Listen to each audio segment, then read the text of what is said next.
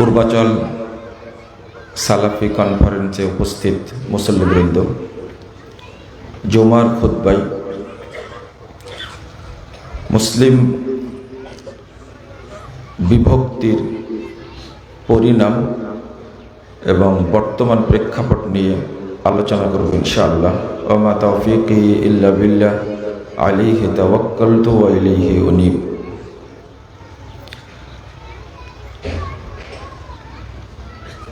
মুসলিম ঐক্যের মর্যাদা এবং মানদণ্ড আল্লাহর কাছে অতীব গুরুত্বপূর্ণ।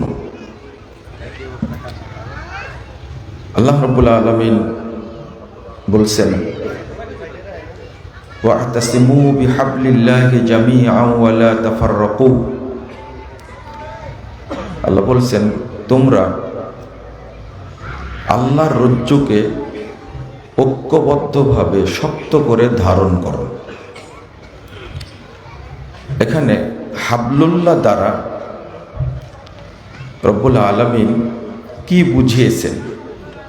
আল্লাহর রজ্জু বলতে আমরা কি বুঝি? ওসমান রাদিয়াল্লাহু আনহু তিনি এই আয়াতের অর্থ করছেন, ইলজামু জামাআতাকুম, তোমরা তোমাদের ঐক্যকে শক্ত করে ধরে রাখো। লা তাসিরু আহজাবা, তোমরা দলে দলে বিভক্ত হইও না। ওসমান রাদিয়াল্লাহু আনহু বোঝাতে চাচ্ছেন হাবলুল্লাহ মানে আল জামাআহ, ঐক্য। ইবনে মাসউদ রাদিয়াল্লাহু আনহু তিনি বলছেন, ইলজামু হাযিহি আত-তাআহ ওয়াল জামাআহ ফাইন্নাহু হাবলুল্লাহ আল্লাযী আমারা বিহি।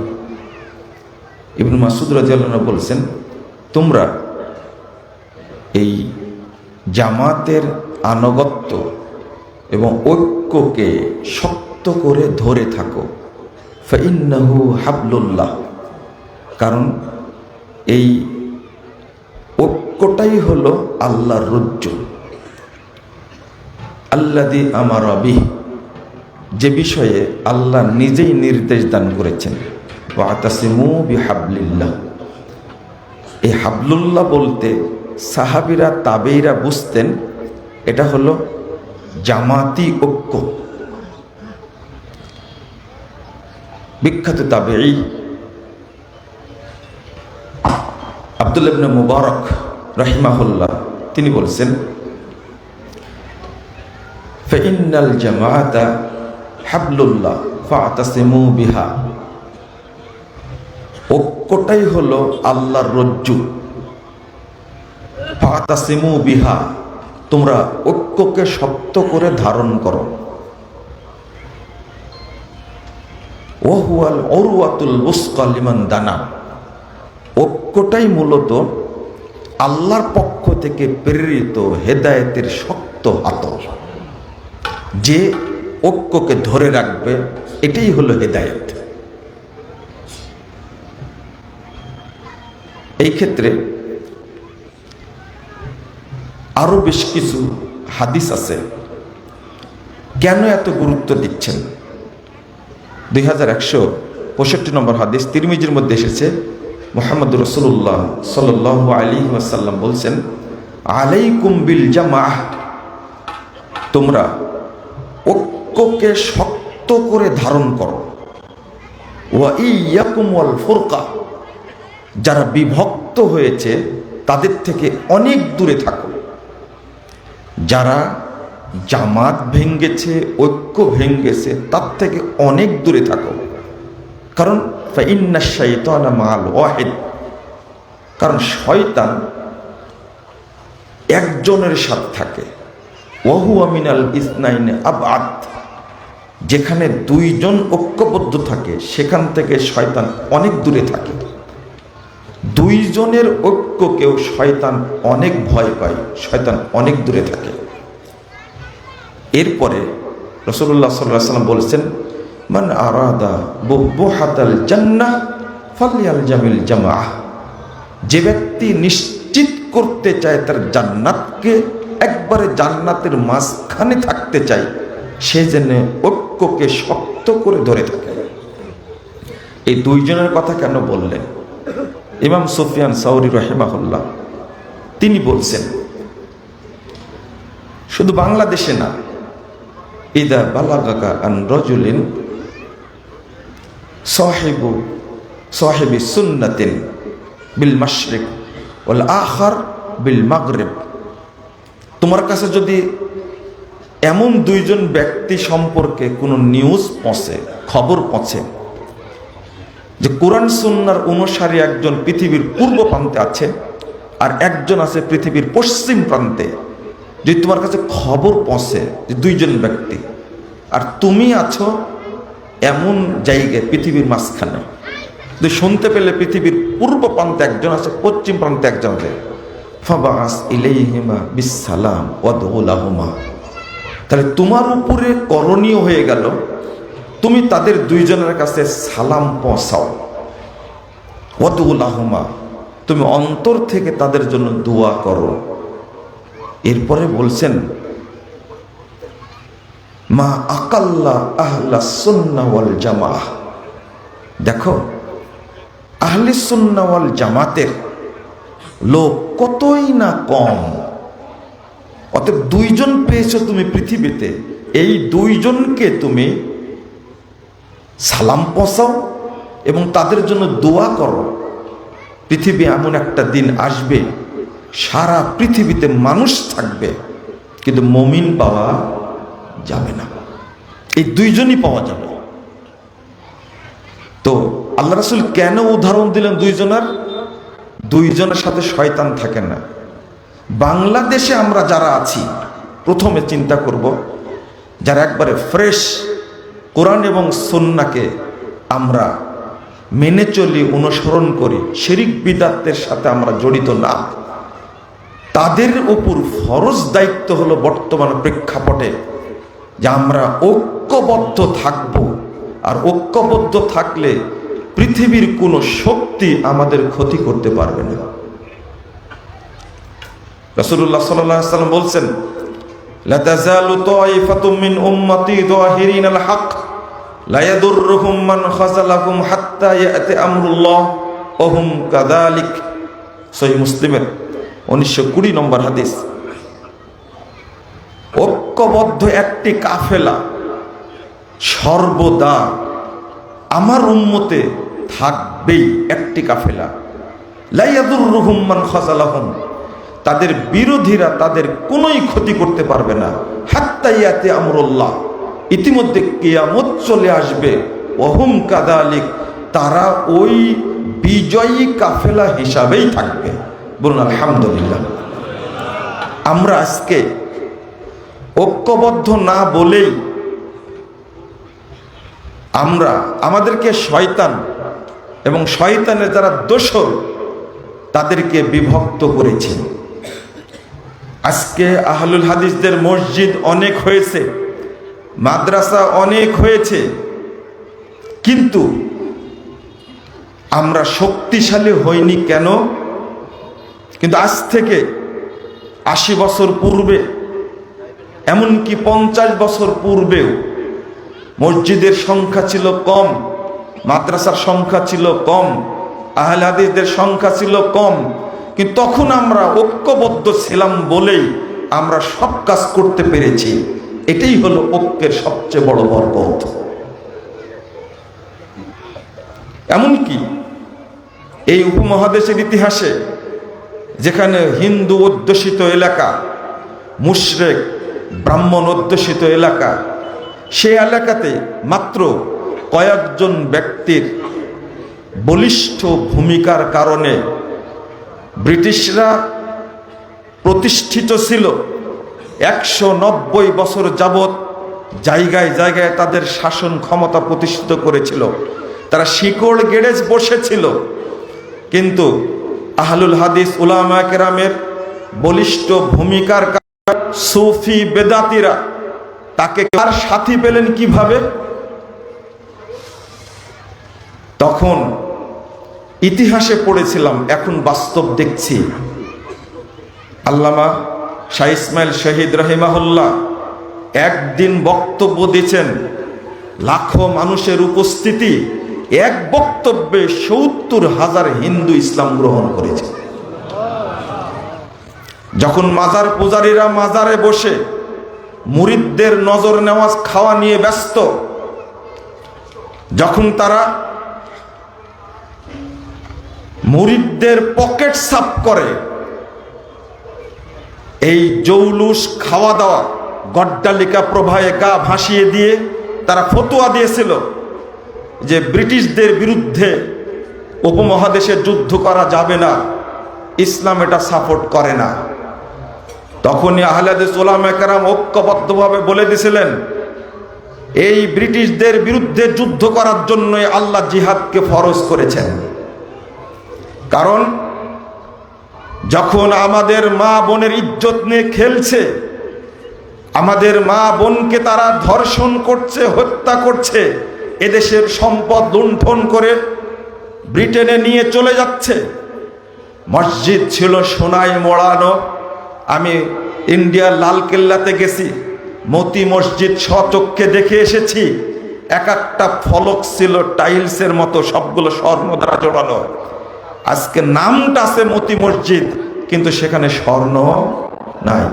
যেখানে বিচার কার্য পরিচালনা করতেন মুসলিম শাসকরা, সেটাও ছিল স্বর্ণমণ্ডিত, কিন্তু স্থান আছে সেইগুলো নাই। যখন এই দেশের মানুষের উপরে অত্যাচার করছে, নারীদেরকে ধর্ষণ করছে, ধরে নিয়ে যাচ্ছে, হত্যা করছে, আর ওই সময় পীর পূজারীরা মুশরিকরা ফতোয়া দিয়েছিল ইংরেজদের বিরুদ্ধে যুদ্ধ করা যাবে না, তখন গুটি কয়েক আহলে হাদিস উলামায়ে কেরাম হুঙ্কার দিয়ে বলে দিয়েছিলেন সিংহের মতো, ব্রিটিশদের বিরুদ্ধে যুদ্ধ করার জন্য আল্লাহ জিহাদকে ফরজ করেছেন। মুসলিম ভাই ও বোনেরা সহযোগিতা করুন, আমরা ব্রিটিশ মুক্ত করব উপমহাদেশকে, আমরা জয়ী হব ইনশাআল্লাহ। তাদের লোক সংখ্যা ছিলেন কম, কিন্তু ভিতরে ইমানি তেজ ছিল খুবই শক্তিশালী। ব্রিটিশটা পারেনি, অল্প সংখ্যক মানুষের কাছে পরাজিত হতে বাধ্য হয়েছে। ব্রিটিশ মুক্ত হয়েছে 1947 সালে, কিন্তু লর্ড ম্যাকলে বলেছিল বহু আগেই, ওই master president do our best to form a class, পরিষ্কার ঘোষণা দিচ্ছে 1937 সালের ঘোষণা, 37 থেকে 7 সাল পর্যন্ত এই লর্ড ম্যাকলের ঘোষণায় 10 বছরে কাজ করেছে। যে আমাদের সবচেয়ে বড় প্রয়োজন এখন একটা গ্রুপ তৈরি করা, যারা চিন্তা চেতনায় হবে ইংরেজ, কিন্তু রক্তে মাংস হবে ভারতীয়। তাদেরকে তৈরি করে যাব, আমরা চলে গেলেও যেন আমাদের চিন্তা চেতনা উপমহাদেশে থেকেই যায়। তাদের স্বপ্ন সফল হয়েছে, ব্রিটিশরা চলে গেছে, কিন্তু ব্রিটিশদের আইন এখনো আছে। তাদের লালিত কিছু ব্যক্তি এখনো বাংলাদেশে আছে, গুটি কয়েক মানুষ সারা দেশের ইসলামপন্থী মানুষদেরকে অত্যাচার করছে তাদের নাস্তিক্যবাদী চিন্তা বাস্তবায়ন করার জন্য। যেখানে 95% মুসলিমের দেশে গুটি কয়েক নাস্তিক কিভাবে বস্তুবাদী শিক্ষা চাপিয়ে দেয়, কুফরি তন্ত্র কিভাবে চাপিয়ে দেয়, বাংলাদেশের মানুষের উপরে ঘাড়ের উপরে চাপিয়ে দেয়, কিভাবে মুসলমানদের দমন করার চেষ্টা করে, এটা আমরা বুঝতে পারি না। টোপ দেওয়া হয়েছে তাদের পক্ষ থেকে। তো মুসলিম বুদ্ধিজীবীরাই, বুদ্ধিজীবী কাকে বলে? বুদ্ধিজীবী হলো যারা বুদ্ধি বিক্রি করে খায়, এটা আমার পরিভাষা। তারা বুদ্ধি শিখিয়ে দিয়েছে, religion should not be allowed to come into politics, it is merely matter between man and God. ধর্ম কখনো রাজনীতিতে প্রবেশের অধিকার রাখে না, এটা গড, ঈশ্বর আর মানুষের মধ্যে একটা আধ্যাত্মিক বিষয়, এটা থাকবে শুধু মসজিদে আর মন্দিরে গির্জায় থাকবে। এটা এই ধর্ম অর্থনীতিতে ঢুকতে পারবে না, এই ধর্ম সমাজনীতিতে ঢুকতে পারবে না, এই ধর্ম শিক্ষানীতিতে ঢুকতে পারবে না, এই ধর্ম রাজনীতিতে ঢুকতে পারবে না।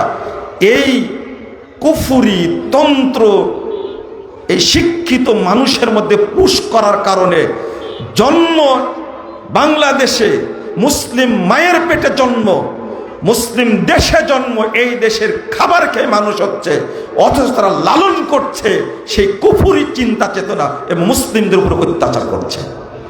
আপনারা তাদেরকে বুদ্ধিজীবী বলে সম্মান করেন। দুর্ভাগ্য।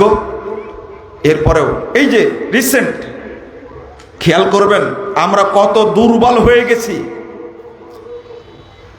পাকিস্তান জমিয়ত আহলে হাদিস ডাক্তার জাকির নায়েককে নিয়ে এসে বিশাল প্রোগ্রাম করতে পারেন, সংবর্ধনা দিতে পারেন, নিরাপত্তা দিতে পারেন, আর বাংলাদেশে ডাক্তার জাকির নায়েককে নিয়ে আসা যাবে না। আপনারা জানেন যে সরকার স্বরাষ্ট্র মন্ত্রণালয়ের অনুমোদন দিয়েছিল, যেদিন ঘোষণা করলো তার আগের দিন আমার সাথে মিটিং হয়, তাদের যে কোম্পানি নিয়ে আসতেছিলেন মিটিং হয়, আমাদের 3টা ডেট দিবে, জমিয়ত আহলে হাদিসকে 3টা ডেট দিবে, আলোচনা হলো, একটা ঢাকায়, একটা রাজশাহীতে, একটা দিনাজপুরে, প্রায় ফাইনাল। আমরা পিস টিভিতে আলোচনা করতে গিয়েছি দুইবার, আমি 2টা কনফারেন্সে সামিল হয়েছি, তাদের কিছু পরামর্শ দিয়েছি এইভাবে নিয়ে আসতে হবে। কিন্তু দুর্ভাগ্য কি করলো, 3 সপ্তাহ আগে অনুমতি দিয়েছেন জাকির নায়েক আসুক, এই 3 সপ্তাহের মধ্যে কোন ভূত ঢুকলো জাকির নায়েককে নিয়ে আসতে দেওয়া হবে না? কোন ভূত ঢুকলো? কে ঢুকালো? সরকার তো অনুমতি দিল। ও আপনারা কি মনে করেছেন যে পিস টিভি বাংলাদেশে বন্ধ করেছে আওয়ামী লীগ, বিএনপি? না না না, আমাদের মতো টুপিওয়ালা পাগড়িওয়ালা কিছু শয়তানের দোসর আছে, তারাই মূলত পিস টিভি বন্ধ করেছে। বাংলাদেশে ইন্ডিয়ান চ্যানেলগুলো চলে, তার বিরুদ্ধে কোনো মৌলবী প্রতিবাদ করে না। করেছে? আপনারা তো জানেন করেছে। বাংলাদেশের তরুণ তরুণী, ছাত্র ছাত্রী, যুবক যুবতী এই নোংরা যৌনাচারের মধ্যে পড়ে তাদের চরিত্র জীবন নষ্ট করছে, তার বিরুদ্ধে কেউ প্রতিবাদ করে না। ডাক্তার জাকির নায়েকের একমাত্র চ্যালেঞ্জ সারা পৃথিবীতে ফ্রেশ ইসলাম যেটা, সেইটা প্রচার করে, আর ওইটাই সহ্য হলো না এই দেশের মৌলবীদের। 2010 সালের 31 আগস্ট ডাক্তার জাকির নায়েককে আসার কথা ছিল বাংলাদেশে, তখন যারা বন্ধ করেছে এখনো তারাই বন্ধ করেছে। তত্ত্বাবধায়ক সরকারে অন্তর্বর্তীকরণের সরকার চেয়েছিল জাকির নায়েক আসুক, কিন্তু ভিতরে ভিতরে ব্যথা অনুভব করার পরে অবশেষে বাতিল করতে বাধ্য হলো। ইন্ডিয়া থেকে নর্তকী নিয়ে এসে বাংলাদেশে নাসায়া তরুণদেরকে নষ্ট করবে, তাতে কোনো আপত্তি নাই। একজন ইসলামিক মুসলিম বিশ্বের তারকা আসলে বাংলাদেশে আসতে দেওয়া হবে না, মানে এই নাস্তিকবাদী দর্শন, এর বাজার পূজার পীর পূজারের ষড়যন্ত্র, এই ষড়যন্ত্র আহলে হাদিসরা কখনো মেনে নিতে পারে না। কেন মেনে নেবে? কিন্তু আমরা প্রতিবাদটা করতে পারলাম না, যে বলতে পারলাম না, যে তার মূল কারণ কি? আমাদের ভিতরেই ফাটল ধরেছে। আমরা সোহরাওয়ার্দী উদ্যানে সমাবেশ করতে চেয়েছিলাম, পরিকল্পনাটা বলে দিই আপনাদেরকে, বলছি বহু আগে থেকেই। আমরা পাকিস্তান জমিয়ত আহলে হাদিস থেকে তিনজন ব্যক্তিকে নিয়ে আসব, এবং এই কনফারেন্সে শেখ মতিউর রহমান মাদানী থাকবেন, এরকম পরিকল্পনা আমাদের ছিল। হয়তো কোনোভাবে পরিকল্পনাগুলো ফাঁস হয়ে গেছে। আমরা ইন্ডিয়ার একজন প্রখ্যাত বাগ্মী তাকে নিয়ে আসতে চেয়েছিলাম। যদি তারা বিরোধিতা না করে কি পরিণাম হবে তারা বুঝতে পেরেছিল। এমনি 50% ব্যবসায় লাল বাতি জ্বলেছে। জাকির নায়েক যদি বাংলাদেশে পা দেয় আর মতিউর রহমান মাদানী যদি বাংলাদেশে পা দেয়, বাকি 50% ব্যবসা এমনিতেই যাবে। ওই যে মুরিদরা টাকা দিচ্ছে না, যে এই পরিকল্পনা জমিয়ত আহলে হাদিসের ছিল আলহামদুলিল্লাহ, কিন্তু বাস্তবায়ন আজকে হলো না। আল্লাহর কাছে দোয়া করি আল্লাহ তুমি পরিবেশ তৈরি করে দাও, আমরা যেন বাংলাদেশ আহলে হাদিস কনফারেন্স শিরোনামে আল্লামা আব্দুল্লাহ আল কাফি আল কুরাইশি রাহিমাহুল্লাহ এই শিরোনাম গঠনতন্ত্র লিখে গেছেন। এই নামেই কনফারেন্স হবে, বাংলাদেশ আহলে হাদিস কনফারেন্স। আল্লাহ তুমি কনফারেন্সকে কবুল করো, বলেন আমিন। আমরা একদিন করবো ইনশাল্লাহ। বিশ্বের সব দেশের মুসলিম প্রতিনিধিদের নিয়ে আমরা সমাবেশ করবই ইনশাআল্লাহ। আল্লাহ তুমি কবুল করো, আমিন। আমি শুধু আপনাদের কাছে সহযোগিতা চাই, ঐক্যের। দ্বিতীয় বিষয়, আহলে হাদিস মসজিদগুলো ভেঙ্গে দিচ্ছে। গত কয়েকদিন আগেও কথা বলেছি, ব্রাহ্মণবাড়িয়া মসজিদটা এখনো কাজ চালু করতে পারেনি, যে মসজিদে হামলা করে মুসল্লিদেরকে রক্তাক্ত করেছে। আমি এই উলামায়ে কেরামের বিভক্তির উপরে কথা না বলে আমি বলবো সাধারণ জনগণকে নিয়ে কথা বলছি। বন্ধুরা আমার, আমাদেরকে কিছু আলেম উলামা মুলু ঝুলিয়ে হাইকোর্ট দেখিয়ে আমাদেরকে বিভক্ত করে রেখেছে। আলেমদের মধ্যে ঐক্য নাই, কিন্তু জনগণের মধ্যে ঐক্য আছে। জনগণ কখনো বিভক্তি চায় না। এক শ্রেণীর বলছে পীর পূজা করো জায়েজ, তো মাজার পূজা জায়েজ না। আর এক শ্রেণী বলছে মাজার পূজা জায়েজ, তাজা মানুষ পূজা জায়েজ না। আপনারা বলেন তো, দুইটাই কি জায়েজ না? দুইটাই হারাম, দুইটাই হারাম, দুইটাই শিরিক। মানুষ পূজা করবে, মানুষ কেবলমাত্র মাথা নত করবে আল্লাহর কাছে, অন্য কারো কাছে মাথা নত করবে না। তা আমরা কেমনে শিখলাম? এইভাবে কি ঐক্য হয়?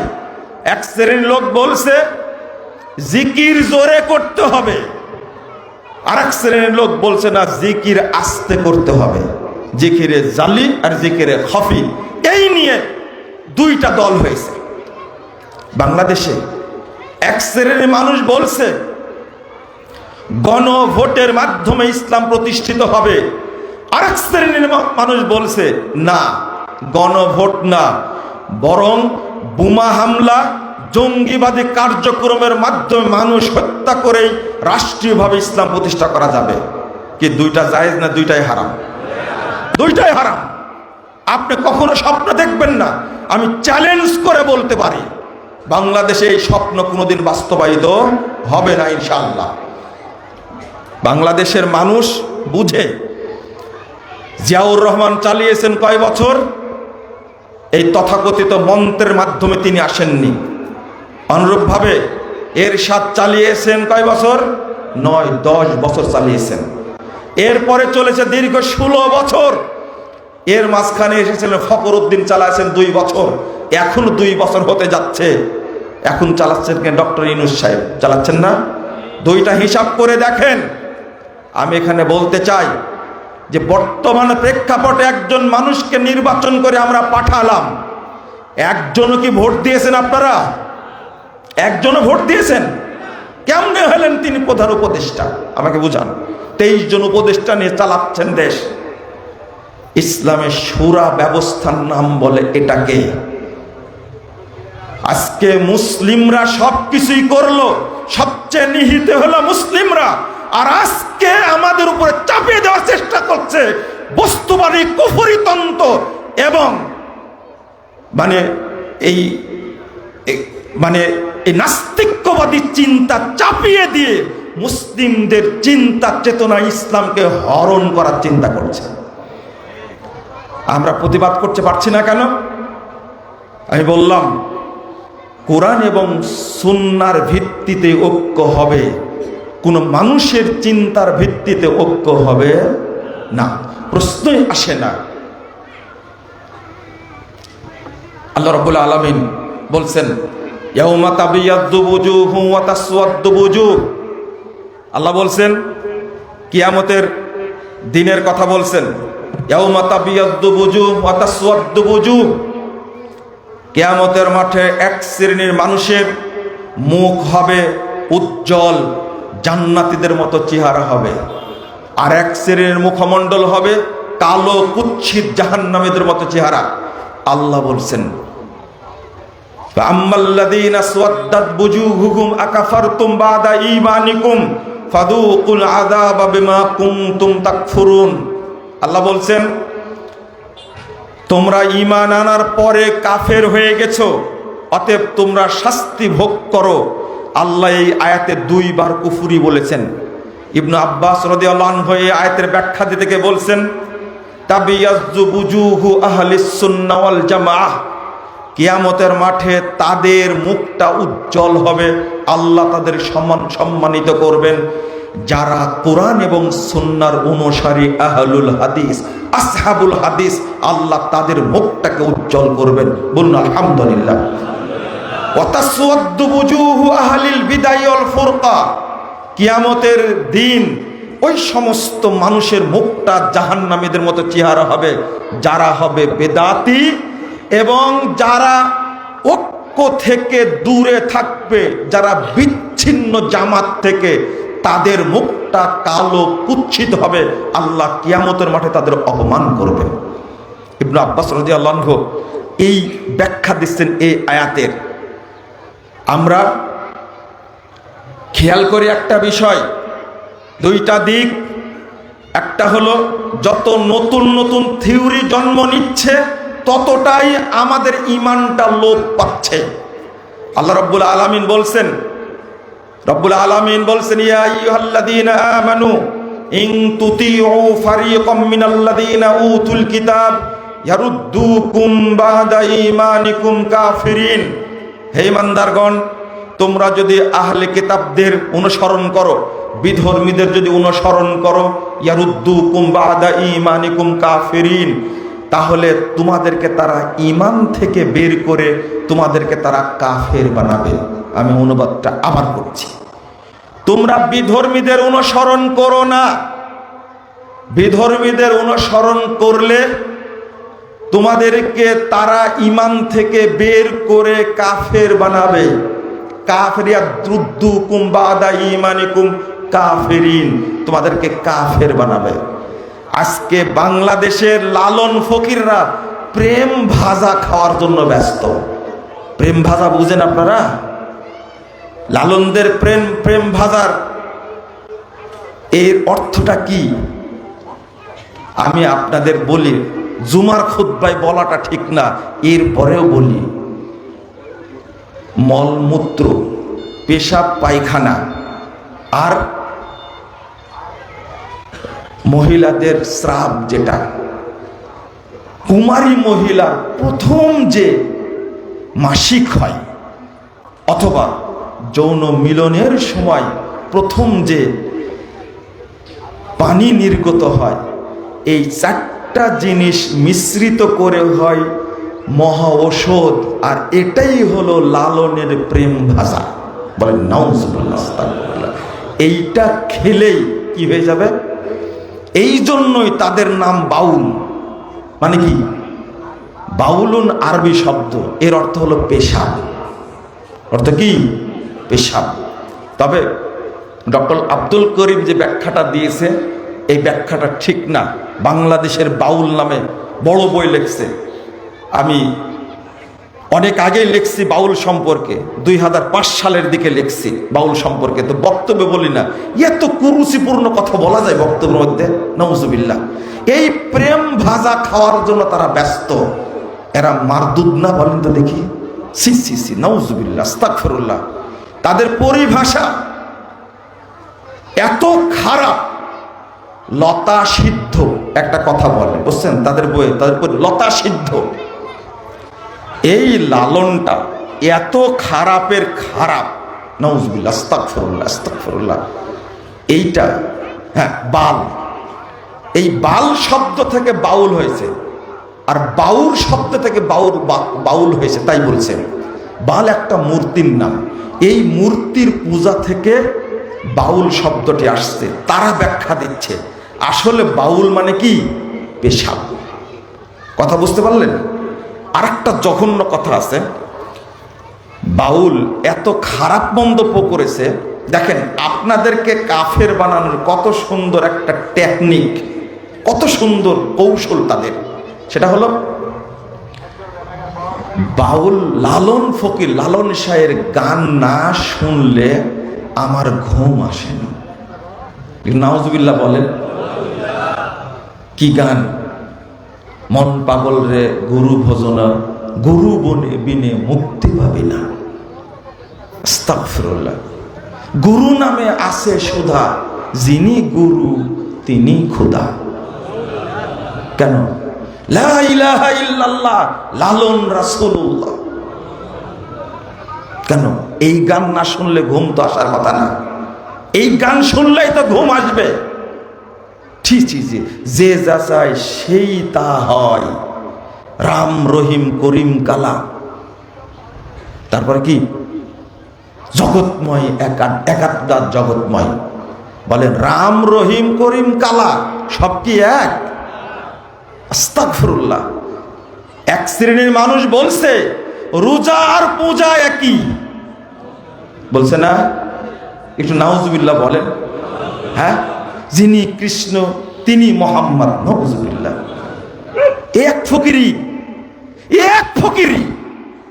আপনারা বুঝেননি আমাদের চিন্তা চেতনা আমাদেরকে কি বানায় দিচ্ছে? কাফের বানাচ্ছে, মুশরিক বানাচ্ছে।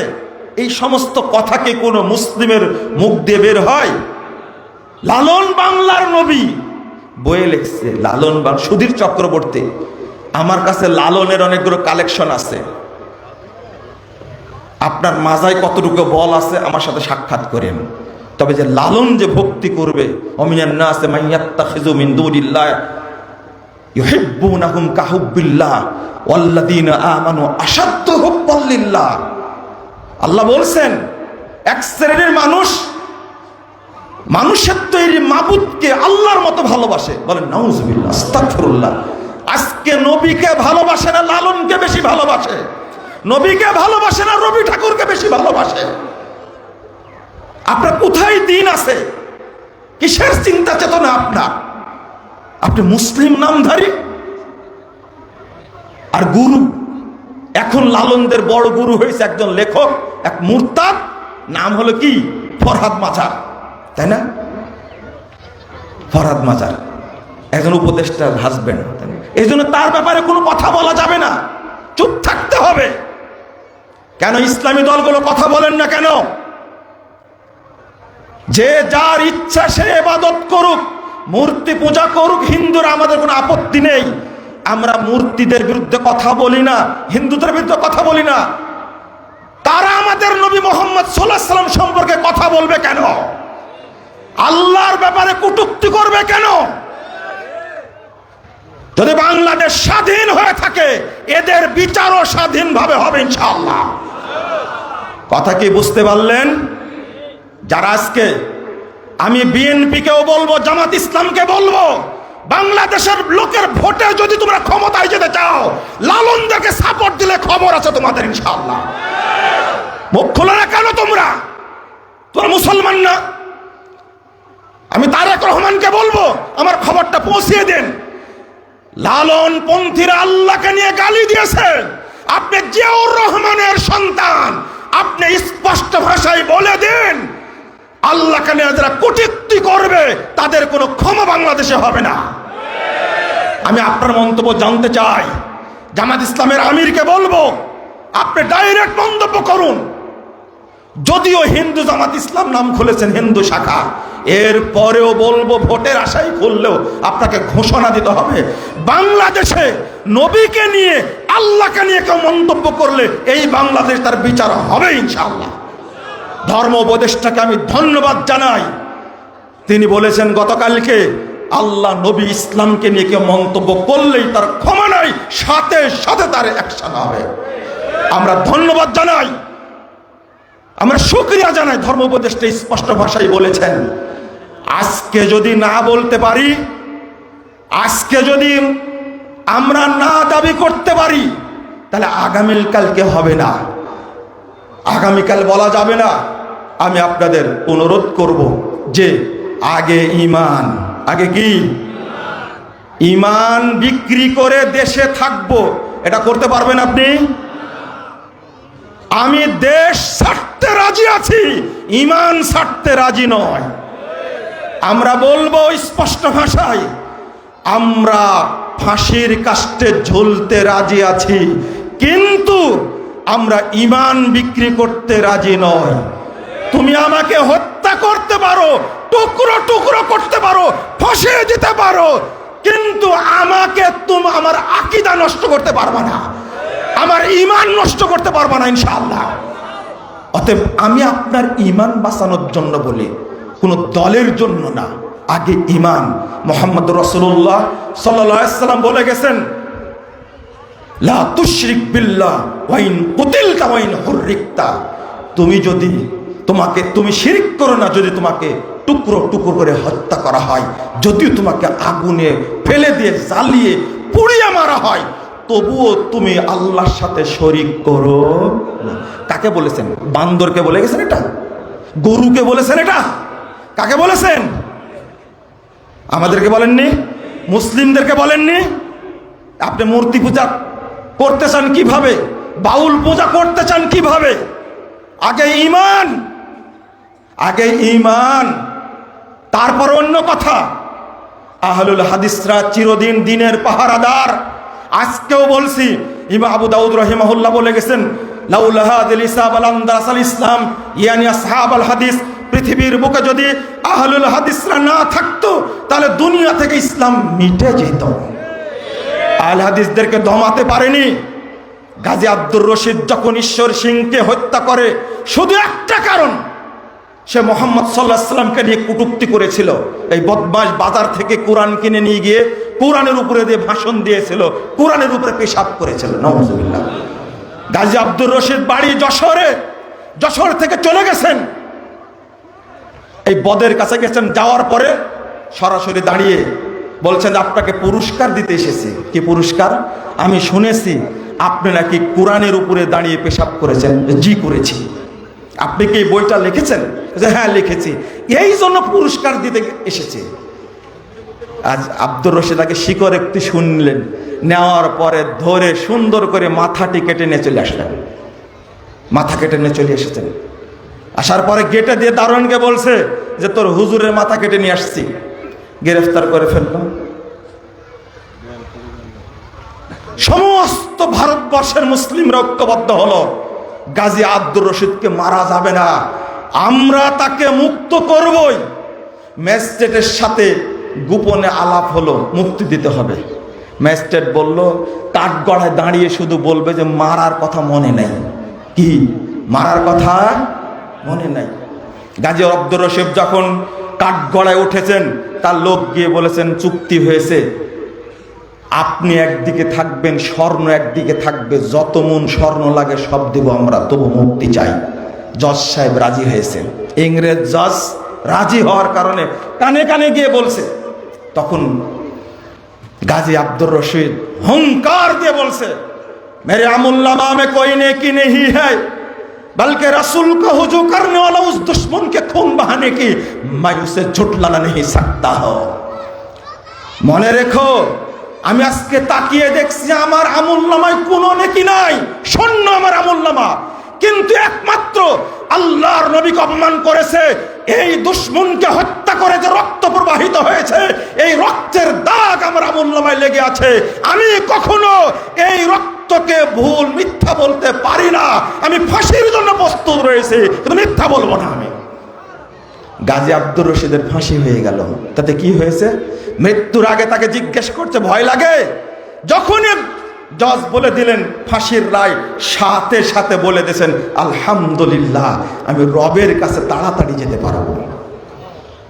কি এরা হলো মুসলিম জাতির ঐতিহ্য।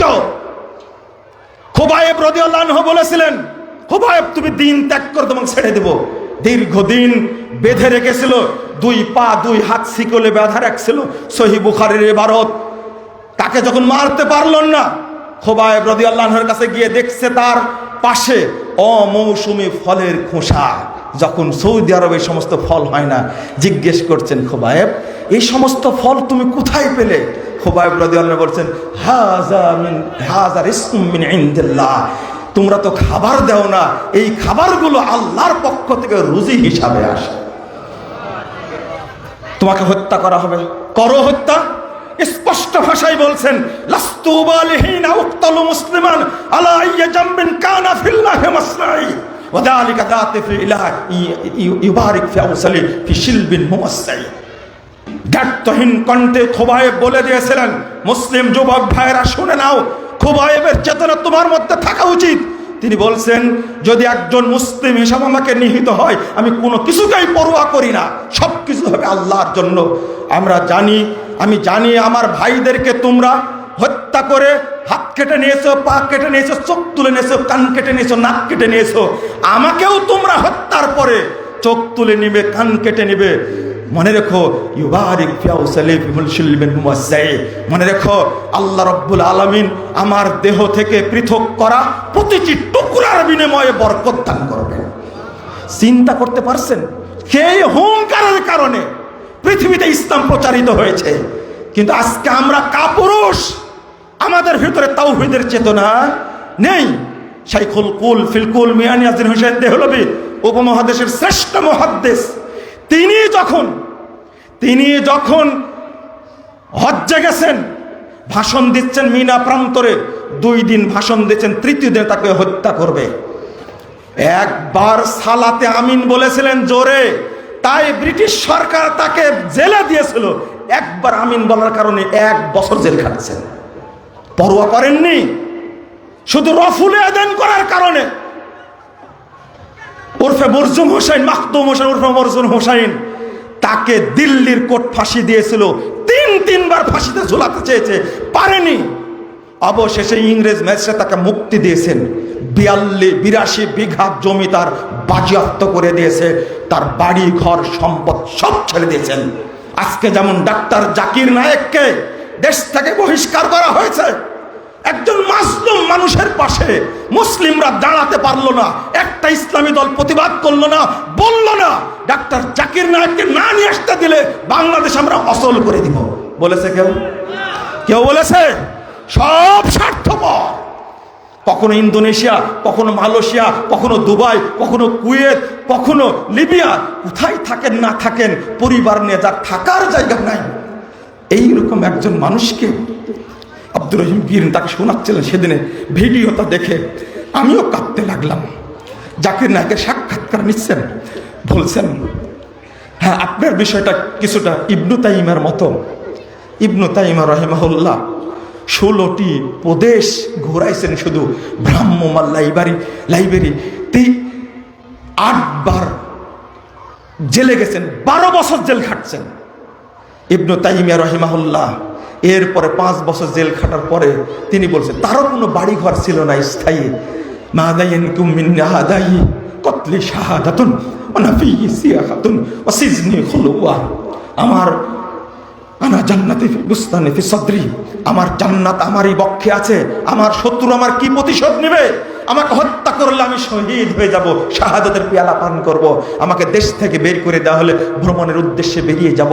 আমাকে জেলখানা রাখলে আমি নির্জন বসে গবেষণা করব। এই ধরনের মানুষকে কখনো দমানো যায়? কখনোই দমানো যায় না। তাদের চেতনা কি? ইবনে তাইমিয়া হলেন পৃথিবীর ইতিহাসে সর্বশ্রেষ্ঠ মুজাদ্দিদ। তার ফতোয়া ছাড়া পৃথিবী অচল।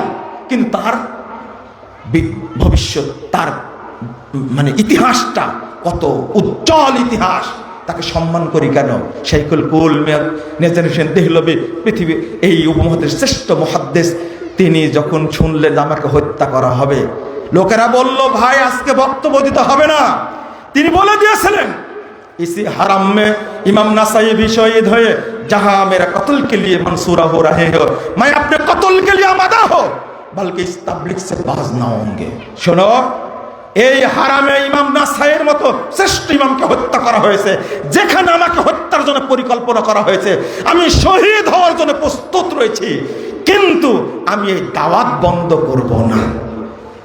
তাদের চেতনা ছিল এইরকম। বন্ধুরা আমার, আমি আজকে ঐক্যের কথা বলতে গিয়ে কথাগুলো বললাম, কারণ আমাদেরকে দমিয়ে রাখা হয়েছে ইহুদি খ্রিস্টানদের মতবাদ দিয়ে, নাস্তিকদের কৌশল দিয়ে আমাদেরকে দমিয়ে রাখা হয়েছে, আমরা বিভিন্ন সময় বিভিন্ন অজুহাতে আমরা কোণঠাসা হয়ে যাই। আমি আপনাদের অনুরোধ করব, আজকের এই সালাফি কনফারেন্স, পূর্বাচল সালাফি কনফারেন্স থেকে আমি বলতে চাই, বাংলাদেশে যেন ইসলামী থাকে, আর কোনো মতবাদ না থাকে। আল্লাহ তুমি কবুল করো, বলেন আমিন। আমরা রাসূল সাল্লাল্লাহু আলাইহি সাল্লাম, সাহাবায়ে কেরাম, 4 খলিফার যুগে যে সোনালী ইতিহাস ছিল, সেই সোনালী ইতিহাস বাংলার বুকে আমরা বাস্তবায়ন করতে চাই ইনশাআল্লাহ।